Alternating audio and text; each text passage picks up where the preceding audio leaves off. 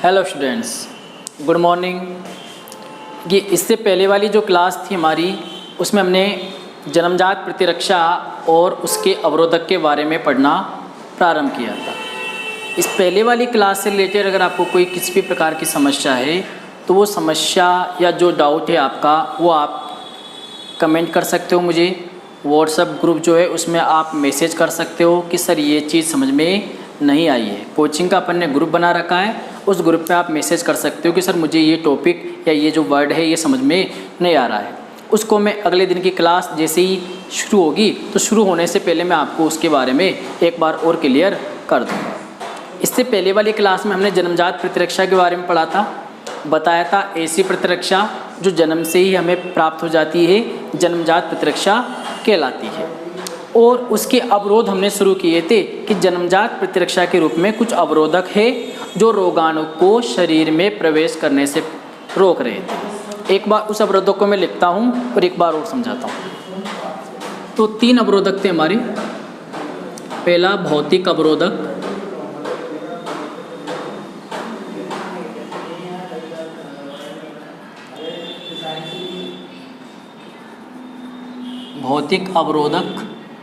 भौतिक अवरोधक में हमने बात की थी पहली वाली क्लास में त्वचा,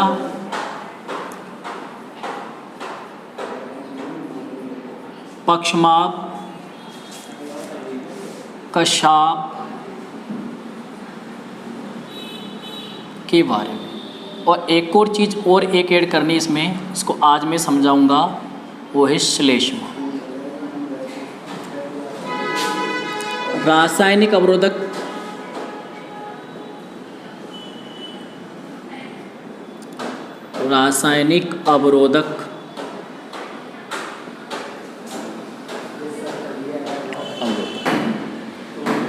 एक बार इसको समझ लेते हैं भौतिक अवरोधक को कि भाई भौतिक अवरोधक में हमने बात की थी त्वचा के बारे में कि त्वचा सबसे महत्वपूर्ण भौतिक अवरोधक है। कोई भी रोगाणु हमारे शरीर के अंदर प्रवेश करेगा तो उस रोगाणु के मार्ग में सबसे बड़ी बाधा हमारी भौतिक अवरोधक ही होगी। जैसे ही आएगा त्वचा से टकराएगा और यहीं पे ही रह जाएगा।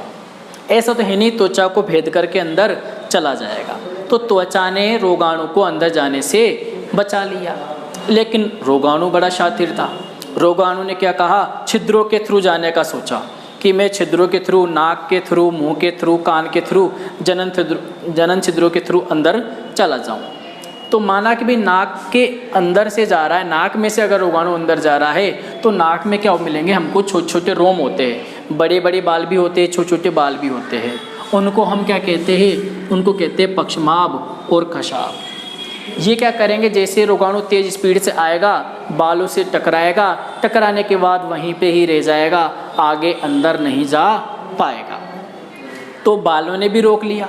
लेकिन कुछ रोगाणु ऐसे माना कि बालों से टकराए नहीं तो वो और अंदर जा सकते हैं। तो और अंदर भी बचाव का एक और तरीका है, और वो बचाव का तरीका है श्लेष्मा। कि हमारे नाक में आगे जो भाग होता है, नासाग्रसनी से पहले ये भाग होता है, यहाँ पर एक श्लेष्म उपकला होती है।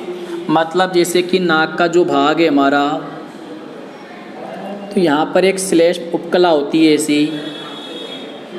इस उपकला से एक पदार्थ बाहर निकलता है, इस उपकला से एक पदार्थ बाहर निकलता है, चिपचिपा पदार्थ बाहर निकलता है, जिसे हम कहते हैं श्लेष्म। जिसे हम क्या कहते हैं, श्लेष्म। ये चिपचिपा पदार्थ जो श्लेष्म होता है, ये रोगाणु को वहीं पे ही रोक लेता है, आगे अंदर जाने नहीं देता है। तो इस प्रकार से 3 भौतिक अवरोधक है जो रोगाणु को शरीर में अंदर जाने से रोकते हैं। 3 भौतिक अवरोधक में से पहला है त्वचा, दूसरा पक्षमाभ और कशाभ, दोनों एक साथ है, और तीसरा है श्लेष्मा के बारे में। कि श्लेष्मा एक उपकला होती है, एक झिल्ली जैसी संरचना होती है, उससे चिपचिपा पदार्थ बाहर निकलता है जिसे हम श्लेष्म कहते हैं, और ये श्लेष्म रोगाणु को वहीं पे ही रोक लेता है। अब भौतिक अवरोधक में भाई मान लीजिए माउथ से जाएगा, मुंह से जाएगा, तो मुंह से तो सीधा अंदर जा सकता है ना, कानों से भी जा सकता है। तो यहाँ अंदर जाएगा तो अंदर भी बचाव के कई तरीके हैं। अंदर भी बहुत सारे अवरोधक है जो रोगाणु को रोकने का काम करेंगे। और रोगाणु को रोकने का काम अंदर कौन करेंगे? अब हम जो बात करेंगे नंबर 2 पे वो करेंगे रासायनिक अवरोधक की। कि माना कि भौतिक अवरोधक फेल हो गए, रोगाणु ने भौतिक अवरोधक को पार किया और अंदर चला गया, अब रासायनिक अवरोधक रोकने का काम करेंगे। रासायनिक अवरोधक में अवरोधक एक रासायनिक पदार्थ होगा, वो अम्ल हो सकता है या और भी किसी भी प्रकार का रासायनिक पदार्थ हो सकता है, अश्रु हो सकते हैं, कोई एंजाइम हो सकता है, कुछ भी चीज़ हो सकती है, वो रोगाणु को रोकने का काम करेगी। अब देखिए हम रासायनिक अवरोधक के बारे में बात करते हैं। रासायनिक अवरोधक में कुछ एग्जाम्पल्स हैं, जैसे कि रासायनिक अवरोधक में हम बात करेंगे किस किस के बारे में। पहला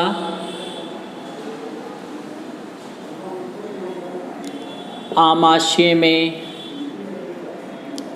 अम्ल, नंबर 2 योनि का अम्लीय वातावरण,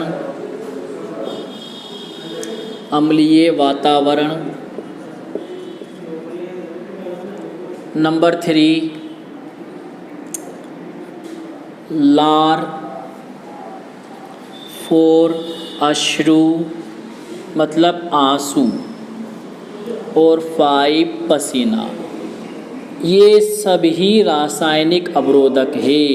ये 5 रासायनिक अवरोधक है, इसके बारे में बात करते हैं। भाई आप यूँ देखिए, कोई रोगाणु हम खाना खा रहे हैं और खाने के साथ हमारे मुंह के अंदर एंटर कर गया, तो जैसे मुंह के अंदर जाता है तो हम खाने को चबाते हैं तो मुंह में लार होती है, पता है आपको। तो होता क्या है, खाना भी मुंह के अंदर गया और रोगाणु भी मुंह के अंदर गया, इस मुख गुहा के अंदर घूम रहा है वो। अब हम हुआ क्या, वहाँ पर मुख गुहा में क्या होती है, लार होती है। मुख गुहा में क्या होती है, लार होती है। भाई ये जो लार है, मुख गुहा के अंदर जो लार होती है, इस लार के अंदर क्या होता है, इस लार के अंदर एक एंजाइम होता है और वो विशेष एंजाइम जो है उसका नाम क्या है, लाइसोजाइम एंजाइम। ये आता है कई बार, लाइसोजाइम एंजाइम। ये लाइसोजाइम एंजाइम होता है, ये क्या करता है, रोगाणु जो भोजन के साथ मुख गुहा में या मुंह में आ जाता है उसको नष्ट करने का काम करता है। तो रोगाणु ने प्लान बनाया कि मुंह के अंदर से जाना है और यहीं पे ही बहुत सारे रोगाणु ने प्रवेश किया, तो लगभग आधे रोगाणु को तो लार के लाइसोजाइम एंजाइम ने ही नष्ट कर दिया। लेकिन कुछ रोगाणु बड़े चालाक थे, वो मुंह में इस लाइसोजाइम एंजाइम से बच निकले और आगे का रास्ता पार करने लगे। धीरे धीरे मुख गुहा से हमारी ग्रसिका से होते हुए हमारे आमाशय मतलब पेट के अंदर, आप ही समझिए हमारे पेट के अंदर पहुंच गए। पेट को हम बोलेंगे यहाँ पर आमाशय के अंदर पहुंच गए। तो जो लार से बच गए थे वो लार से बचने वाले कहाँ चले गए थे, आमाशय में चले गए थे। जो लार से बच गए थे वो लार से बचने वाले कहाँ चले गए थे, आमाशय में। ऐसी थैलेनुमा संरचना होती है आमाशय, इस आमाशय में चले गए थे पेट के अंदर। और जैसे ही रोगाणु आमाशय के अंदर आए तो आमाशय के अंदर एक अम्ल होता है HCl। अम्ल का नाम क्या है, HCl, और इसे क्या कहते हैं, हाइड्रोक्लोरिक अम्ल। क्या कहते हैं, हाइड्रोक्लोरिक अम्ल। इसका नाम होता है हाइड्रोक्लोरिक अम्ल। हाइड्रोक्लोरिक अम्ल ये अम्ल होता है आमाशय के अंदर। क्वेश्चन पूछा जाता है 1 नंबर के लिए कि आमाशय के अंदर कौन सा अम्ल होता है, हाइड्रोक्लोरिक अम्ल। ये अम्ल क्या करता है, जैसे ही रोगाणु आमाशय के अंदर पहुंचते हैं तो उस आमाशय के अंदर रोगाणु जो पहुंचे उसको ये हाइड्रोक्लोरिक अम्ल क्या कर देता है, नष्ट कर देता है। इन सभी रोगाणुओं को हाइड्रोक्लोरिक अम्ल ने क्या कर दिया, नष्ट कर दिया। तो ये रासायनिक पदार्थ है, यानी कि रासायनिक अवरोधक हो गया। और लार भी हमारा क्या थी, रासायनिक अवरोधक थी। आमाशय में जो हाइड्रोक्लोरिक अम्ल है ये भी रासायनिक अवरोधक है, जिसने रोगाणु को नष्ट कर दिया। माना कि कोई मादा के अंदर फीमेल के अंदर जनन मार्ग के थ्रू जाना चाहता है अंदर। जनन छिद्र जो होता है, जो योनि मार्ग होता है, उस योनि मार्ग से अगर कोई रोगाणु अंदर जाएगा तो वहाँ पे भी एक रासायनिक पदार्थ रोगाणु का इंतज़ार कर रहा है। और उस रासायनिक पदार्थ का नाम क्या है जो वहाँ पर इंतज़ार कर रहा है? योनि मार्ग में रासायनिक पदार्थ जो होता है वो होता है लैक्टिक अम्ल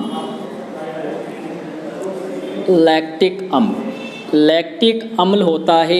ये लैक्टिक अम्ल भी क्या करता है, जैसे ही रोगाणु योनि मार्ग में आता है तो लैक्टिक अम्ल उस रोगाणु को नष्ट कर देता है। यानी कि इस तरीके से बहुत सारे रोगाणु जो योनि मार्ग से प्रवेश करना चाहते हैं उनको रोक दिया जाता है। तो ये हमारा जो अवरोधक है योनि मार्ग वाला, ये भी कंप्लीट है, ये कंप्लीट है, लार वाला कंप्लीट है। अश्रु देखिए भी, अश्रु भाई आँखें हमेशा खुली हुई रहती है, तो यहाँ से भी रोगाणु क्या होता है, शरीर के अंदर जा सकता है। तो रोगाणु जब आँखों के अंदर प्रवेश करता है तो हमारे क्या होता है, अश्रुओं का सिस्टम होता है, आंसू आते हैं, हमारे आंसू आते हैं, आँख हमेशा गीली रहती है। ये गीला जो रासायनिक पदार्थ है, ये जो आंसू है, ये भी एक प्रकार का रासायनिक पदार्थ है। इसके अंदर जल भी होता है और कुछ रासायनिक पदार्थ भी इसके अंदर होता है। वो रोगाणु के लिए अवरोधक का काम करता है। मतलब आँखों के अंदर जो आंसू होते हैं, अश्रु होते हैं, उसका जो रासायनिक पदार्थ है वो रोगाणु को क्या करता है, नष्ट कर देता है। तो आँखों से जाने वाले रोगाणु को भी नष्ट कर दिया जाता है। इसके बाद बात करते हैं पसीना। पसीना जो होता है, हमारी त्वचा से जो पसीना निकलता है, उस पसीने के अंदर क्या क्या होता है? पसीने के अंदर लवण होते हैं, यूरिया होता है। यूरिया एक हानिकारक पदार्थ है, उसकी बात हम जब उत्सर्जन पढ़ेंगे तब करेंगे। इसके अलावा यूरिया के अलावा एक होता है लैक्टिक एसिड। योनि मार्ग में जो था लैक्टिक एसिड वो पसीने के अंदर भी होता है, और ये लैक्टिक एसिड जब पसीने के साथ बाहर आता है तो त्वचा पर जो हमारे रोगाणु लगे हुए हैं, चिपके हुए हैं, वो इस लैक्टिक एसिड के संपर्क में आते हैं, इस पसीने के संपर्क में आते हैं और नष्ट हो जाते हैं। तो त्वचा का पसीना त्वचा पर चिपके हुए रोगाणुओं को नष्ट करने में सहायक होता है। इस प्रकार ये रासायनिक अवरोधक रोगाणु को रोकने में अपनी भूमिका निभाते हैं। दो प्रकार के अवरोधक हमने पढ़ लिए, भौतिक पढ़ लिया, रासायनिक पढ़ लिया। एक बार और समझा देता हूँ।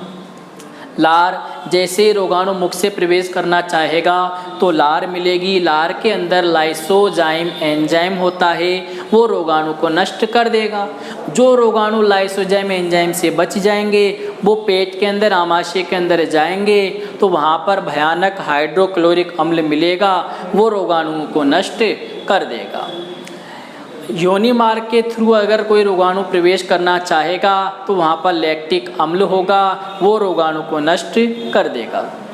अश्रु के अंदर भी लाइसोजाइम एंजाइम होता है, और लाइसोजाइम एंजाइम रोगाणु के लिए घातक होता है। वह लाइसोजाइम एंजाइम रोगाणु को नष्ट कर देता है।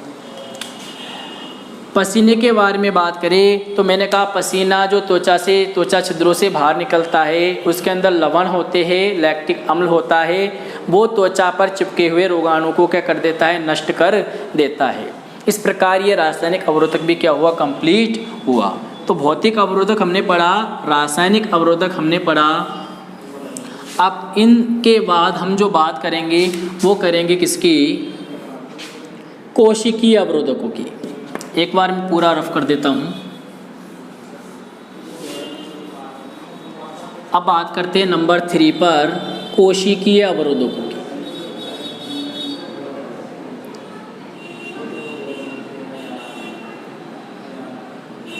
कोशिकीय अवरोधक,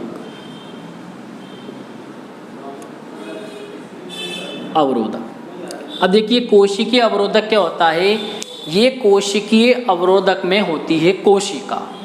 कोशिकीय अवरोधक का मतलब क्या समझेंगे, कोशिका। और ये विशेष कोशिकाएं होती है। इन कोशिकाओं को नाम से जाना जाता है, वो नाम है भक्षकाणु कोशिका। भक्षकाणु कोशिका ये विशेष कोशिका होती है, इसमें भक्षकाणु कोशिका कहते हैं, या मैं इसको यूँ कह सकता हूँ भक्षण करने वाली कोशिका। भक्षण करने वाली कोशिका, करने वाली कोशिका। और ये किसका भक्षण करेगी भाई? ये भक्षण करती है रोगाणु का। भक्षण किसका करेगी? ये रोगाणु का, रोगाणु का भक्षण। भाई आपने पढ़ा है हमारे शरीर में, पहले पढ़ा हो 8th क्लास में कि WBC होती है, श्वेत रुधिर कणिका होती है WBC, ऐसा आपने पढ़ा है। ये श्वेत रुधिर कणिका होती है, ये क्या काम करती है? सैनिक कणिका कहते थे इसे। ये रोगाणु से शरीर की रक्षा करती थी। तो WBC की जो कोशिकाएं हैं ना, कुछ उन्हें भक्षण कोशिकाएं कहते हैं उन्हें। वो क्या काम करते हैं ये कोशिकाएं? जो भी रोगाणु उस कोशिका के संपर्क में आएगा उसका ये भक्षण कर जाएगी। सपोज जैसे ये कोई कोशिका है हमारी और कोई रोगाणु इसके संपर्क में आया, ऐसे कोई रोगाणु इसके संपर्क में आया तो ये कोशिका क्या करेगी? इस रोगाणु का क्या करेगी? भक्षण कर जाएगी, इसका पाचन कर जाएगी, इसको नष्ट कर देगी और ये रोगाणु समाप्त हो जाएगा। तो भक्षण कोशिकाएं ऐसी होती है जो हानिकारक रोगाणुओं को खा जाती है, भक्षण कर जाती है, पाचित कर जाती है और उनको नष्ट कर देती है और शरीर की सुरक्षा करती है। ये भक्षण कोशिकाएं कौन कौन सी होती है देखिएगा। भक्षण कोशिकाएं जो होती है उनके नाम में लिख रहा हूँ यहाँ पर। मोनोसाइट, ये नाम है भाई, मोनोसाइट। नंबर 2 न्यूट्रोफिल, भक्षण कोशिकाओं के नाम है ये न्यूट्रोफिल। नंबर 3 मैक्रोफेज, मैक्रोफेजेस कह सकते इसे हम। और एक और है नंबर 4 जिसके बारे में हम बात कर रहे हैं, प्राकृतिक मारक कोशिका। प्राकृतिक मारक कोशिका, ये नाम आपको याद करने ज़रूरी है चारों। क्वेश्चन आ सकता है भक्षण कोशिकाओं के नाम लिखो या कोई 2 भक्षण कोशिका के नाम लिखो, तो आप ये लिख सकते हो मोनोसाइट, न्यूट्रोफिल, मैक्रोफेजेज, प्राकृतिक मारक कोशिका।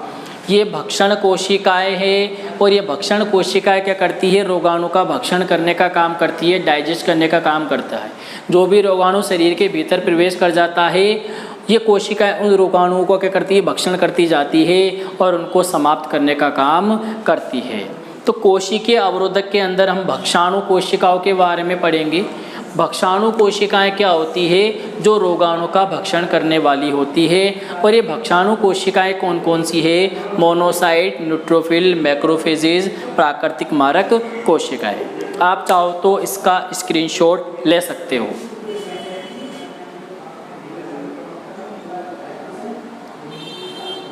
चलिए आइएगा, तो ये हमारे जन्मजात प्रतिरक्षा और इसके अवरोधक यहाँ पर क्या हुए? समाप्त हो गए। जन्मजात प्रतिरक्षा हम पढ़ चुके हैं, इसके अवरोधक कंप्लीट हो चुके हैं। अब हम दूसरी प्रतिरक्षा के बारे में पढ़ेंगे। दूसरी जो प्रतिरक्षा है उसका नाम देखिए क्या है? उपार्जित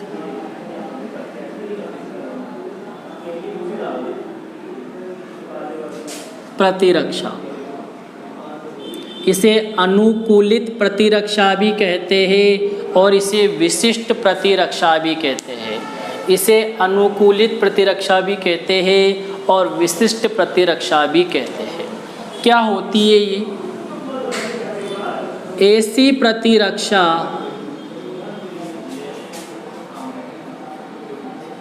ऐसी प्रतिरक्षा जो जन्म के बाद,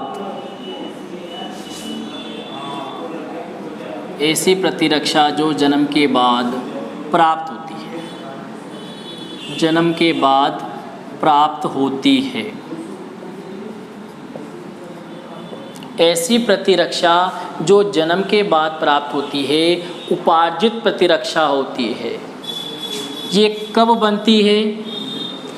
जब कोई रोगाणु शरीर के अंदर प्रवेश करता है।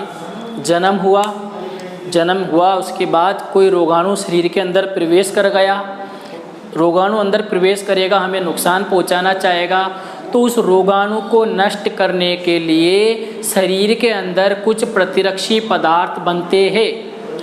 और ये जो प्रतिरक्षी पदार्थ बनते हैं, ये जिस प्रतिरक्षा के अंदर होता है उसे कहते हैं उपार्जित प्रतिरक्षा। पहली बात, ये ऐसी प्रतिरक्षा है जो जन्म के बाद प्राप्त होती है। कब होगा? जब कोई रोगाणु शरीर के अंदर प्रवेश करेगा तो शरीर के अंदर प्रतिरक्षी पदार्थ बनेंगे। प्रतिरक्षी पदार्थ का मतलब, ये प्रतिरक्षी पदार्थ का मतलब ये समझो अच्छे सैनिक है। ये हमारे अच्छे सैनिक है जो रोगाणु नामक दुश्मन को क्या करेंगे? नष्ट करने का काम करेंगे। तो ये अच्छे सैनिक रोगाणु नामक दुश्मन को क्या कर देंगे? नष्ट कर देंगे, और नष्ट कर देंगे तो हमारा काम हो जाएगा। तो ये जो पूरा प्रोसेस, रोगाणु शरीर के अंदर प्रवेश करेगा, प्रतिरक्षी पदार्थ बनाए जाएंगे, प्रतिरक्षी पदार्थ उनसे क्रिया करके उसको नष्ट करेंगे। ये जो पूरी प्रतिरक्षा है, इस प्रतिरक्षा को ही क्या कहते हैं? उपार्जित प्रतिरक्षा। अब देखो भाई, उपार्जित प्रतिरक्षा क्या होती है? कई बार तो क्या होता है, प्रतिरक्षी शरीर के अंदर ही बन जाते हैं, कई बार प्रतिरक्षी शरीर के अंदर नहीं बनते हैं, हमें वैक्सीन के थ्रू, टीके के थ्रू उसको अंदर लेना पड़ता है। कुछ प्रतिरक्षी हमारे शरीर के अंदर बन जाते हैं, कुछ प्रतिरक्षी शरीर के अंदर नहीं बनते हैं। वो बने बनाए प्रतिरक्षी हमको क्या करना पड़ता है? शरीर के अंदर बाहर से लेने पड़ते हैं, और इनके बारे में हम आगे चर्चा करने वाले हैं। तो उपार्जित प्रतिरक्षा का एक नाम है विशिष्ट प्रतिरक्षा। विशिष्ट प्रतिरक्षा क्यों कहा मैंने? भाई आप ही समझिए, माना कि बचपन में क्या होता है कि आप पोलियो की दवा पीते हैं। याद है पोलियो की दवा पिलाई जाती थी आपको, 2 बूंद पिलाई जाती है, 1 बूंद पिलाई जाती है पोलियो की दवा। वो पोलियो की दवा क्यों पिलाई जाती है? कि पोलियो की जो बीमारी है वो ना हो। पोलियो की बीमारी क्या होती थी? उसमें व्यक्ति विकलांग हो जाता था, अपंग प्रकार का पैदा होता था, पूर्ण रूप से सही पैदा नहीं होता था, उसके अंदर कुछ त्रुटियां होती थी। तो ऐसी समस्या से बचने के लिए पोलियो की दवाई पिलाई जाती थी। वो पोलियो की दवा एक प्रकार का वैक्सीन है, टीका है। जैसे वो शरीर के अंदर जाती है तो होता क्या है कि अगर पोलियो फैलाने वाला रोगाणु जब हमारे शरीर के अंदर प्रवेश करता है तो प्रतिरक्षी उस रोगाणु को देख लेती है और उस पर अटैक कर देती है, और वो रोगाणु वहीं पे ही क्या होता है? मर जाता है। वापस सुनिए, पोलियो की जो दवा होती है शरीर के अंदर एक वैक्सीन के रूप में ली जाती है। जैसे ही अंदर जाती है प्रतिरक्षी पदार्थ बनने लगते हैं। जब कोई पोलियो का रोगाणु शरीर के अंदर प्रवेश करेगा तो हमने उसके लिए सैनिक तो ऑलरेडी अंदर भेज रखे हैं ना। जैसे दुश्मन आएगा उस पर तुरंत अटैक कर दिया जाएगा और उसको मार दिया जाएगा। अब आप यूँ देखिए कि पोलियो की जगह कोई दूसरी बीमारी का रोगाणु आ गया, पोलियो की जगह कोई दूसरी बीमारी का रोगाणु आ गया, डिप्थीरिया का आ गया, टिटेनस वाला आ गया, तो क्या ये पोलियो वाला जो वैक्सीन है यही असर कर जाएगा क्या? मतलब रोगाणु दूसरे बीमारी फैलाने वाला आया तो ये जो टीका है यही काम करेगा क्या? नहीं, ऐसा नहीं होगा। हमें उसके लिए दूसरे प्रकार का टीका लगवाना पड़ेगा, दूसरी वैक्सीन लेनी पड़ेगी। तो ये जो उपार्जित प्रतिरक्षा होती है जो जन्म के बाद मिल रही है, ये विशिष्ट होती है। मतलब हर एक अलग प्रकार के रोग के लिए ये प्रतिरक्षा अलग होती है। एक ही प्रकार, अलग अलग प्रकार के रोगाणुओं के लिए एक ही प्रकार की प्रतिरक्षा नहीं होती है। हर एक रोगाणु के लिए एक अलग प्रकार के प्रतिरक्षी पदार्थ होते हैं, अलग प्रकार की प्रतिरक्षा होती है, इसलिए इसका नाम क्या पड़ा, विशिष्ट प्रतिरक्षा, क्योंकि ये विशेष होती है। एक विशेष रोगाणु के लिए एक विशेष प्रतिरक्षा होती है। ऐसे ही नहीं कि एक बार आपने एक बीमारी का टीका लगवा लिया, एक बीमारी की वैक्सीन ले ली तो आपको किसी भी प्रकार की बीमारी नहीं होगी। अलग अलग प्रकार की बीमारियां होती है, तो उसके लिए अलग अलग प्रकार के वैक्सीन होते हैं। अब ये उपार्जित प्रतिरक्षा कितनी होती है, इसके बारे में बात करते हैं। देखिएगा भाई, उपार्जित प्रतिरक्षा 2 प्रकार की होती है। मैं हेडिंग लिख देता हूँ।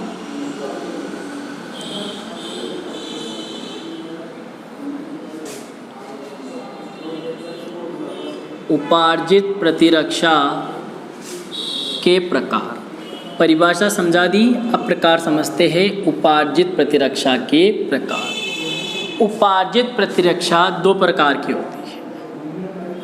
यह 2 प्रकार की होती है।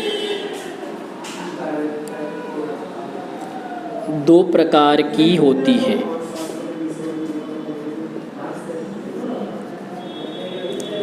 नाम लिख देता हूँ। एक प्रतिरक्षा को हम कहते हैं सक्रिय प्रतिरक्षा,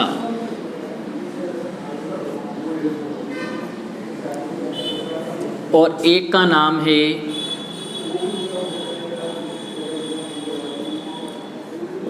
निष्क्रिय प्रतिरक्षा। निष्क्रिय प्रतिरक्षा।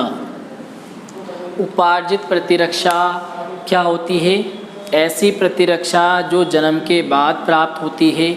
जब कोई रोगाणु शरीर के अंदर प्रवेश करता है तो शरीर की प्रतिरक्षी कोशिकाएं प्रतिरक्षी पदार्थ बनाती है, और ये पूरी जो प्रतिरक्षा है उसको किस नाम से जाना जाता है, उपार्जित प्रतिरक्षा। फिर हमने बात की उपार्जित प्रतिरक्षा 2 प्रकार की होती है। एक का नाम है सक्रिय प्रतिरक्षा और एक का नाम है निष्क्रिय प्रतिरक्षा। ये क्या होती है, बोर्ड के एग्ज़ाम में क्वेश्चन आता है कि सक्रिय प्रतिरक्षा किसे कहते हैं, निष्क्रिय प्रतिरक्षा किसे कहते हैं। देखिए, मैंने आपको क्लास जब हमने स्टार्ट की थी उससे पहले भी बताया था कि ये लेसन 3 नंबर के क्वेश्चन आएंगे इस लेसन से, 1-1 नंबर के। तो लेसन भी हमको उसी हिसाब से तैयार करना है कि हमारे 1-1 नंबर के टॉपिक, 1-1 नंबर के जो क्वेश्चन है वो बहुत सारे तैयार हो जाए। तो यहाँ से परिभाषा बन जाती है, क्वेश्चन बन जाता है, सक्रिय प्रतिरक्षा किसे कहते हैं, या बोलेगा निष्क्रिय प्रतिरक्षा किसे कहते हैं, या एक और क्वेश्चन बन जाएगा सक्रिय प्रतिरक्षा और निष्क्रिय प्रतिरक्षा में अंतर लिखिए। ये भी क्वेश्चन बन सकता है। तो चलिए आइए बात करते हैं सक्रिय प्रतिरक्षा और निष्क्रिय प्रतिरक्षा क्या है। देखिएगा,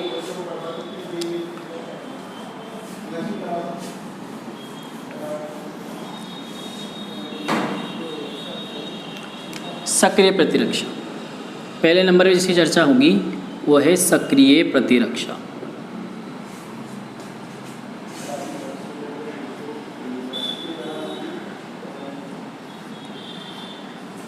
सक्रिय प्रतिरक्षा देखो क्या होती है। सक्रिय प्रतिरक्षा ऐसी प्रतिरक्षा होती है ये कि प्रकार तो देखो किसका है, आपको बता दिया था ऊपर, उपार्जित प्रतिरक्षा का प्रकार है। और उपार्जित प्रतिरक्षा के जो प्रकार है इसके बारे में हम बात करते हैं कि भाई सक्रिय प्रतिरक्षा क्या है। तो को ध्यान से समझना, लिख रहा हूँ बोर्ड पर। ऐसी प्रतिरक्षा जिसमें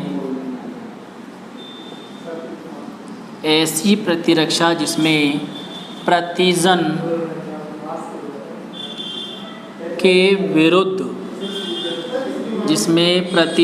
के विरुद्ध प्रतिरक्षी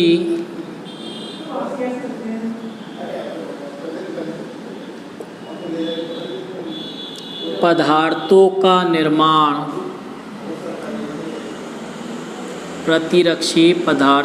निर्माण शरीर में ही हो जाता है जाता है। ये सक्रिय प्रतिरक्षा में ऐसी प्रतिरक्षा जिसमें प्रतिजन के विरुद्ध प्रतिरक्षी पदार्थों का निर्माण शरीर में हो जाता है, उसे कहते हैं सक्रिय प्रतिरक्षा।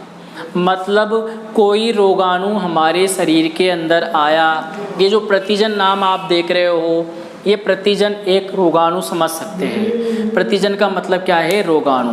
कि जब कोई रोगाणु हमारे शरीर के अंदर प्रवेश करता है तो उस रोगाणु को नष्ट करने